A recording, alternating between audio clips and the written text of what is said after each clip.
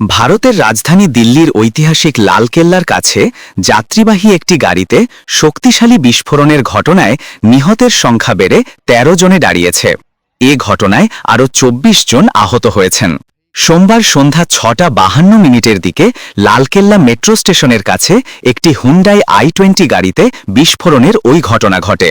বিস্ফোরণের এই ঘটনা তদন্তে ইতিমধ্যে কাজ শুরু করেছে দেশটির কেন্দ্রীয় তদন্ত সংস্থা ন্যাশনাল ইনভেস্টিগেশন এজেন্সি NIA এবং ন্যাশনাল সিকিউরিটি গার্ড। তথ্যসূত্র NDTV। বিস্ফোরণের পরপরই মুম্বাই, কলকাতা, বিহার, জয়পুর, হরিয়ানা, পাঞ্জাব, হায়দরাবাদ, উত্তরপ্রদেশ ও উত্তরাখণ্ডে উচ্চ সতর্কতা জারি করা হয়েছে। কেরালা রাজ্য জুড়ে নিরাপত্তা জোরদার করার নির্দেশ দেওয়া হয়েছে। দিল্লি পুলিশের সূত্র জানিয়েছে এটি ছিল অত্যন্ত শক্তিশালী বিস্ফোরণ। ঘটনার পর ছিন্ন ভিন্ন মরদেহ ও ক্ষতিগ্রস্ত যানবাহন ছড়িয়ে ছিটিয়ে পড়ে থাকে ঘটনাস্থলে। দিল্লি পুলিশ কমিশনার সতীশ গোলচা সাংবাদিকদের বলেন, লালকেল্লার ট্রাফিক সিগন্যালে থেমে থাকা ধীরগতির একটি গাড়িতে বিস্ফোরণটি ঘটে। গাড়িটিতে যাত্রী ছিল। বিস্ফোরণে আশপাশের আরও কয়েকটি গাড়ি ক্ষতিগ্রস্ত হয়েছে।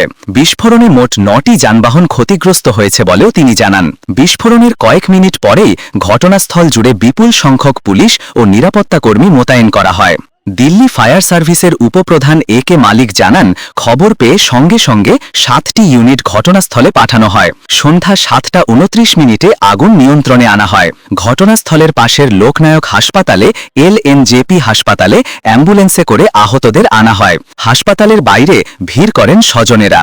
এদিকে লালকেল্লার কাছে বিস্ফোরণের ঘটনার দিনেই রাজধানী দিল্লি থেকে মাত্র 50 কিলোমিটার দূরের হরিয়ানার ফরিদাবাদ থেকে 2900 কেজি বিস্ফোরক উদ্ধার করেছে দেশটির নিরাপত্তা বাহিনী। ডেস্ক রিপোর্ট, বাংলার গেজেট।